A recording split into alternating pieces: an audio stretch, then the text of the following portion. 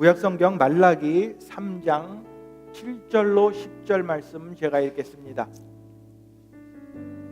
만군의 여호와가 이르노라. 너희 조상들의 날로부터 너희가 나의 규례를 떠나 지키지 아니하였도다. 그런즉 내게로 돌아오라. 그리하면 나도 너희에게로 돌아가리라 하였더니 너희가 이르기를 우리가 어떻게 하여야 돌아가리이까 하는도다. 사람이 어찌 하나님의 것을 도둑질하겠느냐. 그러나 너희는 나의 것을 도둑질하고도 말하기를 우리가 어떻게 주의 것을 도둑질하였나이까 하는도다. 이는 곧 11조와 봉헌물이라. 너희 곧 온 나라가 나의 것을 도둑질하였으므로 너희가 저주를 받았느니라. 만군의 여호와가 이르노라. 너희의 온전한 11조를 창고에 들여 나의 집에 양식이 있게 하고 그것으로 나를 시험하여 내가 하늘 문을 열고 너희에게 복을 쌓을 곳이 없도록 붙지 아니하나 보라. 아멘. 여러분, 다시 한번 교회 오신 것을 환영합니다. 이 시간 하나님 말씀 통해 은혜 받는 귀한 시간 되시길 바랍니다. 우리는 지금 균형 있는 재정이라는 시리즈를 하고 있습니다. 우리는 지난 5주 동안 물리적인 균형을 유지하기 위한 법칙들에 대해 생각해 보았습니다. 그리고 그 물리적인 법칙들을 재정적 법칙에 적용해 보았습니다. 우리가 생각해 본 첫 번째 법칙은 기준점입니다. 기준점. 우리가 재정을 바로 관리하기 위해서는 기준점이 있어야 합니다. 제가 이 막대기의 균형을 유지하기 위해 기준점이 있어야 합니다. 이 막대기의 끝을 계속해서 바라봐야 합니다. 이와 같이 우리가 재정적 균형을 갖기 위해서는 기준점이 있어야 합니다. 그리고 그 기준점은 바로 우리가 우리의 돈을 어디에 사용하는가 하는 것입니다. 또 두 번째 법칙은 명확한 목적입니다. 제가 이 막대기의 균형을 유지하고자 하는 것은 그 목적은 막대기가 쓰러지지 않게 하기 위해서입니다. 이처럼 우리가 재정을 유지하고자 하는, 재정의 균형을 갖고자 하는 목적이 있습니다. 그 목적은 바로 우리가 가진 물질로 하나님께 영광을 돌리는 것입니다. 또 세 번째 법칙은 지속적인 조절입니다. 제가 이 막대기의 균형을 갖기 위해서는 제 손을 계속해서 조정해야 합니다. 제가 이 손을 조정하지 않으면 이 막대기는 곧 쓰러지고 맙니다. 이처럼 우리가 재정을 관리하기 위해, 재정적 균형을 유지하기 위해서는 우리가 계속해서 조절을 해야 합니다.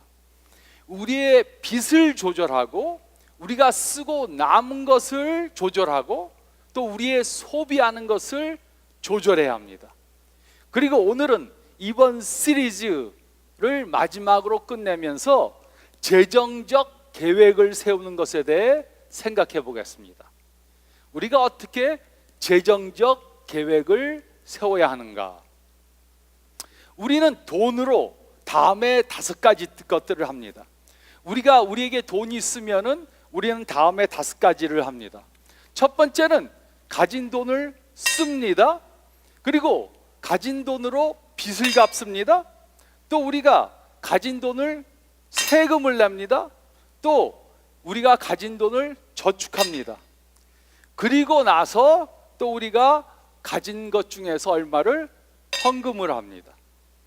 우리가 이렇게 가진 돈으로 5가지를 합니다. 그리고 이것이 바로 우리가 우리의 돈을 사용하는 순서들입니다.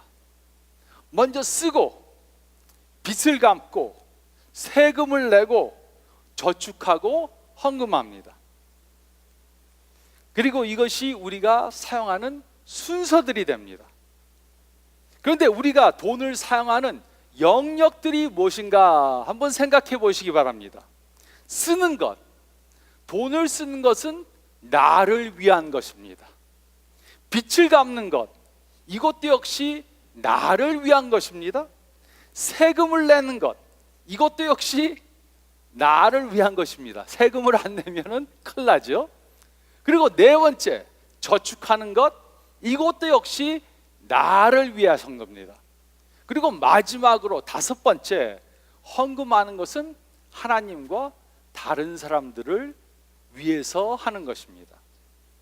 이것이 우리가 돈을 사용하는 우선순위입니다. 내가 먼저, 첫 번째부터 네 번째는 나, 그리고 하나님은 넘버 5입니다. 그러면서도 재정적 문제가 생기면 우리는 하나님께 기도합니다. 하나님, 돈이 필요합니다. 집을 팔아야 합니다. 직장이 필요합니다. 아이들을 학교에 보내야 합니다. 돈이 없습니다. 돈 좀 주세요. 그러면 하나님께서 물으실 것입니다. 왜? 나 없이 살다가 돈이 필요할 때만 나한테 나오는 것이냐? 내가 저금 통장이냐? 아마 이렇게 말씀하실 것입니다. 성경은 우리들에게 말씀해 주십니다. 우리가 재정을 사용하는 방법에 따라 우리는 하늘문을 닫을 수도 있고 하늘문을 활짝 열 수도 있습니다. 나 하나님 순서로 돈을 사용하는 사람은 하늘의 문을 닫는 것입니다. 그래서 하나님께서는 우리들에게 어떻게 하면 하늘 문을 열 수 있는가 말씀해 주셨습니다. 우리는 우리의 방법대로 재정을 사용하지 말고 하나님의 방법대로 재정을 사용해야 합니다. 그러면 우리는 하나님이 주시는 놀라운 축복을 경험하게 될 것입니다. 이것이 우리가 구약의 마지막 책인 말라기 3장을 통해 배울 수 있는 것입니다. 그래서 우리가 읽은 말씀 가운데 첫 번째로 7절로 9절 말씀을 보면 우리는 가진 재물을 하나님께 영광 돌리기 위해 사용해야 합니다. 우리는 가진 재물을 하나님께 영광 돌리기 위해 사용해야 합니다. 말라기는 주전 5세기경에 살던 선지자였습니다. 그는 하나님의 말씀을 이스라엘 사람들에게 전파해 주었습니다. 그 이유는 이들은 다 쓰고 남은 것을 하나님께 드렸기 때문입니다. 이 당시 이스라엘 사람들은 짐승으로 제사를 드림으로 하나님께 예배를 드렸습니다. 이들은 자신들이 가진 것 중 가장 좋은 것을 하나님께 드려야 했습니다. 하지만 이들은 자신들이 가진 것 중에 가장 쓸모없는 것을 하나님께 드렸습니다. 가장 약한 것, 병들어서 죽게 된 것, 눈이 멀어서 시장에다가 내다가 팔 수 없는 것, 이런 것들을 하나님께 드렸습니다. 이들이 하나님께 바치지 않은 것은 아닙니다. 헌금하지 않은 것은 아닙니다. 그런데 자신들이 쓰고 남은 것, 이것은 나한테 필요가 없으니까 그것들을 하나님께 바쳤습니다. 이들의 우선순위는 완전히 잘못되어져 있던 것입니다. 그래서 이들이 바친 재물은 하나님께 영광이 되지 않았습니다. 오히려 이들은 바친 재물로 하나님을 모욕한 것이었습니다. 말라기 3장 7절은 다음과 같이 기록했습니다. 만군의 여호와가 이르노라, 너희 조상들의 날로부터 너희가 나의 규례를 떠나 지키지 아니하였도다. 그런즉 내게로 돌아오라. 그리하면 나도 너희에게로 돌아가리라 하였더니 너희가 이르기를 우리가 어떻게 하여야 돌아가리까 하는도다. 이 말씀에는 원인과 결과가 기록되어져 있습니다.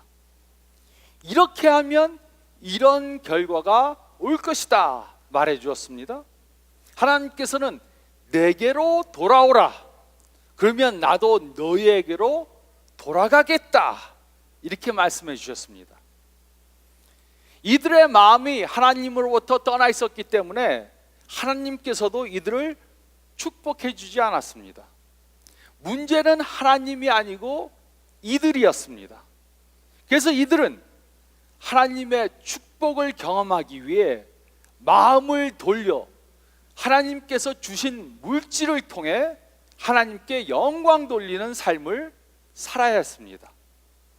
8절은 다음과 같이 기록했습니다. 사람이 어찌 하나님의 것을 도둑질하겠느냐? 그러나 너희는 나의 것을 도둑질하고도 말하기를 우리가 어떻게 주의 것을 도둑질하였나이까 하는도다. 이는 곧 11조와 봉헌물이라. 이곳에서 말하는 11조란 소득의 10%를 뜻합니다.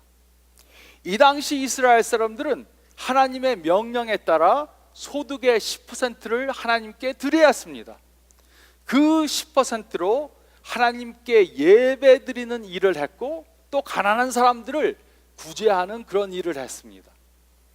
그러나 이들은 온전한 11조를 하나님께 드리지 않았습니다. 이들은 하나님께 아예 한 푼도 드리지 않은 것은 아니었습니다.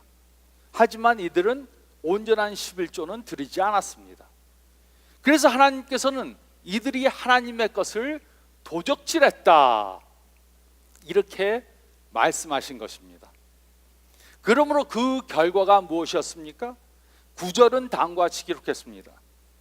너희 곧 온 나라가 나의 것을 도적질하였으므로 너희가 저주를 받았느니라. 이들이 하나님께 영광 돌리는 삶을 살지 않으니까 하나님께서도 이들을 축복해 주시지 않으셨습니다. 이들이 가진 물질로 하나님께 영광을 돌리지 않으니까 하나님께서도 이들을 축복해 주시지 않으셨습니다. 하나님께 가진 것으로 영광을 돌려야 하나님께 축복을 받을 수 있었습니다. 적들로부터 보호를 받을 수 있었습니다. 전쟁에서 승리하게 해주실 수 있었습니다. 그들의 자녀들을 축복해 주실 것이었습니다. 풍성하게 추수하도록 해주실 것이었습니다. 하지만 이들이 가진 물질로 하나님께 영광을 돌리지 않으니까 오히려 가진 물질로 하나님을 모욕했으니까 그 결과 하나님께서는 이들을 축복해 주시지 않은 것입니다. 그러므로 우리는 질문해 봐야 합니다. 나는 나의 물질로 하나님께 영광을 돌리고 있는가? 아니면 나는 나의 물질로 하나님을 모욕하고 있지는 않는가? 나는 하나님의 것을 도적질하고 있지는 않는가? 우리가 하나님의 것을 도둑질하는 것은 우리에게 올 축복을 도적질하는 것입니다. 우리가 하나님께 우리의 가진 것으로 영광을 돌리지 않으면 우리는 우리가 축복의 자리에 드는 것을 막는 것입니다. 우리는 하나님께서 왜 우리들에게 풍족하게 물질적 축복을 주셨는가 생각해 봐야 합니다. 하나님께서 우리에게 물질적 축복을 주시는 것은 그것으로 하나님께 영광을 돌리라고 주신 것입니다. 그래서 우리는 가진 물질로 하나님께 영광을 돌려야 합니다. 우리는 가진 물질을 하나님의 영광을 위해 사용해야 합니다. 또 둘째로 저희가 읽는 말씀 가운데 10절 말씀을 보면 우리는 가진 물질로 하나님을 시험해 봐야 합니다. 우리는 가진 물질로 하나님을 시험해 봐야 합니다. 10절은 다음과 같이 기록해 주었습니다. 만군의 여호와가 이르노라 너희의 온전한 11조를 창고에 들여 나의 집에 양식이 있게 하고 그것으로 나를 시험하여 내가 하늘 문을 열고 너희에게 복을 쌓을 곳이 없도록 붙지 아니하나 보라. 하나님께서는 이들에게 온전한 11조를 드리라고 말씀하셨습니다. 쓰고 남은 것을 드려서는 안 됩니다. 쓰기 전 처음 것을 드려야 합니다. 즉 하나님을 우리의 우선순위 맨 처음에 두어야 하는 것입니다. 온전한 11조를 먼저 하나님께 드린 후에 하나님께서 우리를 어떻게 축복해 주시는가 지켜봐야 합니다. 기대하며 바라봐야 합니다. 성경은 하나님을 시험해 보라 이렇게 말씀해 주셨습니다. 우리가 가진 물질로 먼저 하나님께 영광을 돌리면 하나님께서는 하늘 문을 열고 우리에게 복을 쌓을 곳이 없도록 풍성하게 부어주신다고 약속해 주셨습니다. 우리가 우리의 우선순위를 하나님께 드린다는 것은 곧 우리의 마음을 하나님께 드린다는 것입니다. 그러므로 하나님께서는 우리의 물질을 원하시는 것이 아닙니다. 우리에게 가진 물질을 주신 분이 바로 하나님이십니다. 하나님은 우리의 물질을 원하는 것이 아닙니다. 우리의 물질을 원하시지 않지만 우리의 마음을 원하십니다. 그래서 물질을 먼저 하나님께 바치라고 하신 것입니다. 그 이유는 우리의 물질이 가는 곳에 우리의 마음이 가기 때문입니다. 하나님께서는 우리의 넘버 원이 되시길 원하시는 것입니다. 물질을 사용하는데 하나님을 우리의 넘버 원으로 만드는 것은 하나님께서 우리의 삶의 넘버 원이라는 것을 증명해 보이는 것입니다. 그 이유는 우리의 물질이 가는 곳에 우리의 마음이 가기 때문입니다. 하나님께서는 우리를 물질적으로 축복해 주시기 원합니다. 그것을 우리는 믿어야 합니다. 하지만 우리가 하나님께서 주시는 그 축복을 경험하기 위해 우리는 먼저 하나님을 우리의 넘버 원으로 만들어야 합니다. 그런 후에 하나님이 정말 우리를 축복해 주시는가 시험해 봐야 합니다. 이것은 돈에 대한 문제가 아닙니다. 이것은 우선순위에 대한 문제입니다. 하나님께서는 우리의 넘버 5가 되는 것으로 만족하시지 않습니다. 이것은 하나님을 모욕하는 것입니다. 그런데도 우리는 하나님을 우리의 넘버 5로 해놓고 물질적 어려움이 오면 하나님께 나옵니다. 하나님께 불평합니다. 왜 나를 축복해 주시지 않으시는 겁니까? 그러면 하나님께서 말씀하실 것입니다. 너는 나를 먼저 너의 넘버 원으로 만들어라. 그러면 우리는 대답합니다. 하나님 너무 어려운 것을 요구하십니다. 하나님의 축복을 경험하기 위해서 우리는 하나님을 우리의 넘버 원으로 삼아야 합니다. 그래서 우리는 하나님께서 우리의 넘버 몇 번인가 생각해 봐야 합니다. 넘버 원인가? 아니면 넘버 5인가? 하나님이 우리의 넘버 5라면 우리는 하나님을 우리의 넘버 원으로 모셔야 합니다. 그래야 하나님의 축복을 경험할 수 있습니다. 우리는 하나님께서 우리의 넘버 원이 되도록 만들어야 합니다. 그리고 하나님이 우리에게 어떤 축복을 주시는가 기대하면서 지켜봐야 합니다. 우리는 가진 물질로 하나님께 영광을 돌리고 하나님을 시험해 봐야 합니다. 우리가 다른 데면 다른 면에서 하나님을 시험하면 안 됩니다. 하지만 이 면에서는 재정적인 것에는 하나님을 시험해 보라고 하나님께서 명령해 주셨습니다. 우리는 가진 물질로 하나님을 시험해 봐야 합니다. 그리고 세 번째로 7절로 10절 말씀을 보면 우리는 하나님께 우선순위를 두기 위한 계획을 세워야 합니다. 우리는 하나님께 우선순위를 두기 위한 계획을 세워야 합니다. 이 생각을 염두에 두시고 지난 첫째 주에 우리가 생각해 보았던 말씀을 다시 생각해 보시기 바랍니다. 예수님께서는 마태복음 6장 24절에 다음과 같이 말씀해 주셨습니다. 한 사람이 두 주인을 섬기지 못할 것이니 혹 이를 미워하고 저를 사랑하거나 혹 이를 중히 여기고 저를 경히 여김이라. 너희가 하나님과 재물을 겸하여 섬기지 못하느니라. 우리에게 넘버 원은 딱 한 분밖에 있을 수 없습니다. 우리는 두 주인을 섬길 수 없습니다. 하나님이 넘버 원이시든지 아니면 물질이 넘버 원이 됩니다. 우리는 하나님과 재물을 둘 다 섬길 수 없습니다. 우리의 우선순위를 놓고 다투는 것은 하나님과 사탄이 아닙니다. 우리의 우선순위를 갖고 다투는 것은 하나님과 물질입니다.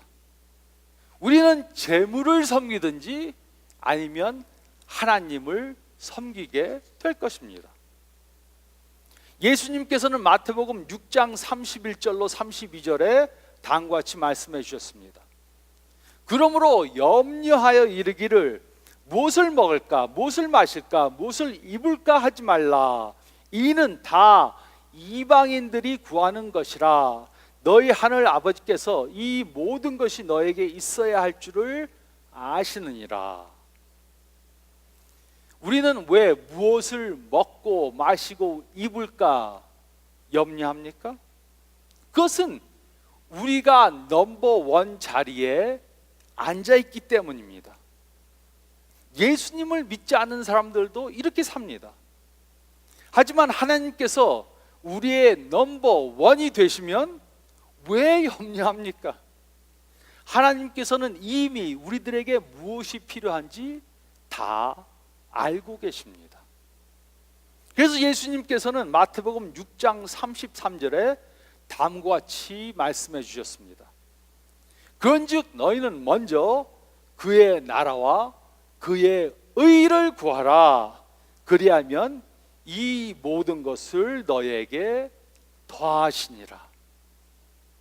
그러므로 우리가 할 것이 바로 이것입니다. 우리는 우리의 우선순위를 지켜봐야 합니다. 우리가 가진 것으로 무엇을 하는가 지켜봐야 합니다. 우리에게 물질이 생기면 우리는 어떻게 합니까? 가진 것을 먼저 씁니다. 쓰고 또 빚을 갚습니다. 그리고 세금을 냅니다.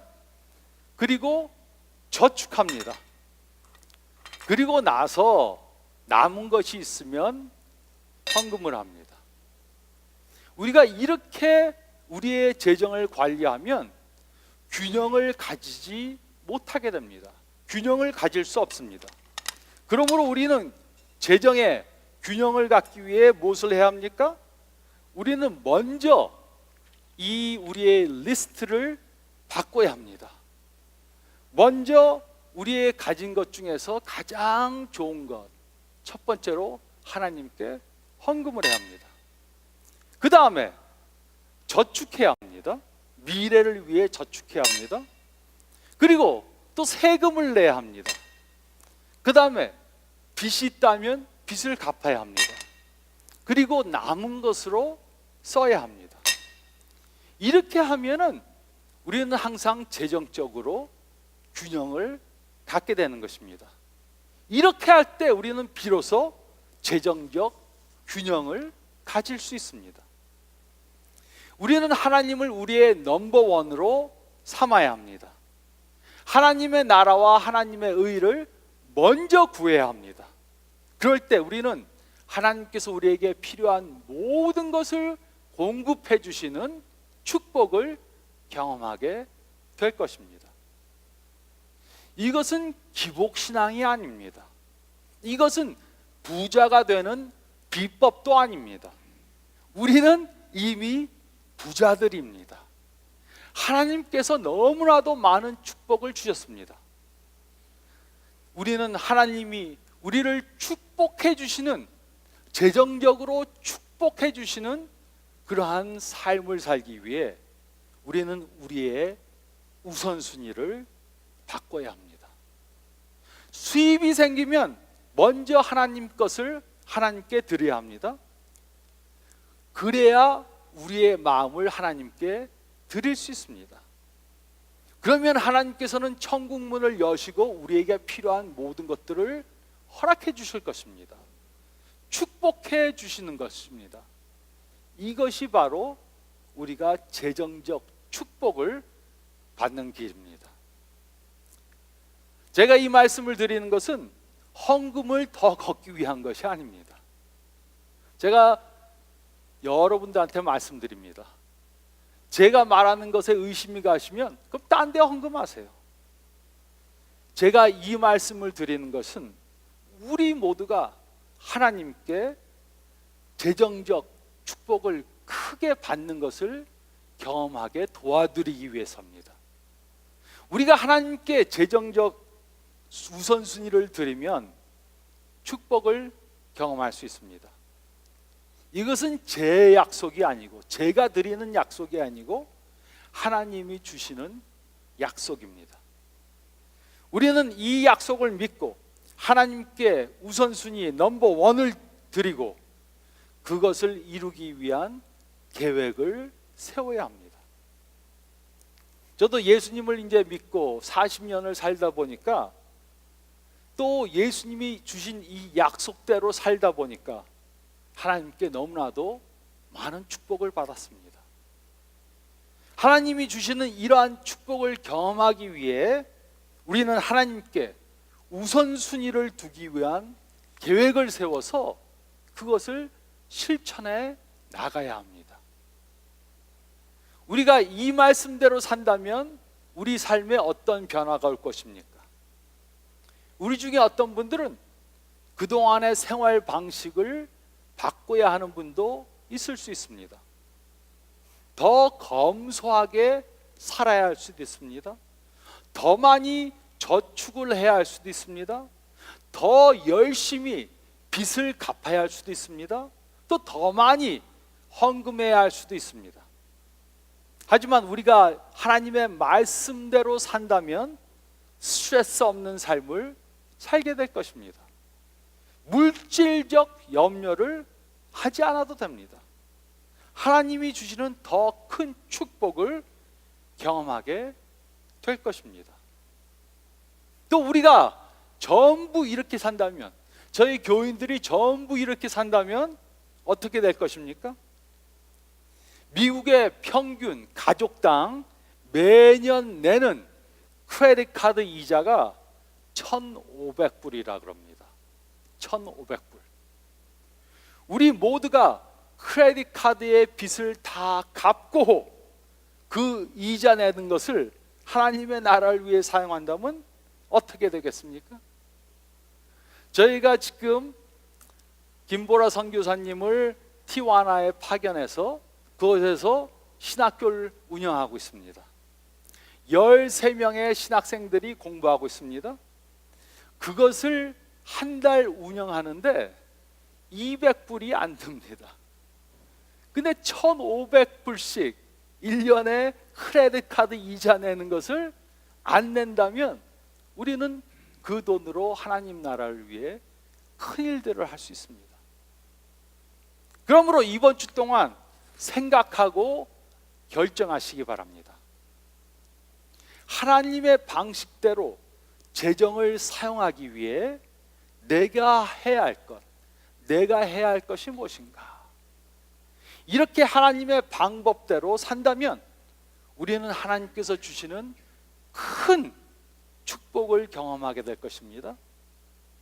우리 마음속에 평화를 경험하게 될 것입니다. 잠자리에 누워서 무엇을 먹을까, 무엇을 마실까, 무엇을 입을까 염려하지 않게 될 것입니다. 그래서 우리는 우리의 돈을 어디다 사용하는지 계속해서 살펴봐야 합니다. 또 우리는 우리의 돈으로 하나님께 영광을 돌려야 합니다. 이것은 전부 다 하나님의 돈을, 전부 다 돈을 교회에 바치라는 것이 아닙니다. 가족들을 위해 사용하고 이웃들을 위해 사용하고 또 모든 일들을 할 때 하나님의 영광을 나타내게 사용하라는 것입니다. 그리고 우리는 빚을 갚는 것에, 남은 것을 사용하는 것에, 지출하는 것에, 또 헌금하는 것에 계속해서 조절을 해야 합니다. 이렇게 함으로 재정적으로 큰 축복을 받고 하나님께 감사드리는 삶을 사시는 저와 여러분들이 되시기를 우리 주님 예수 그리스도의 이름으로 축원드립니다.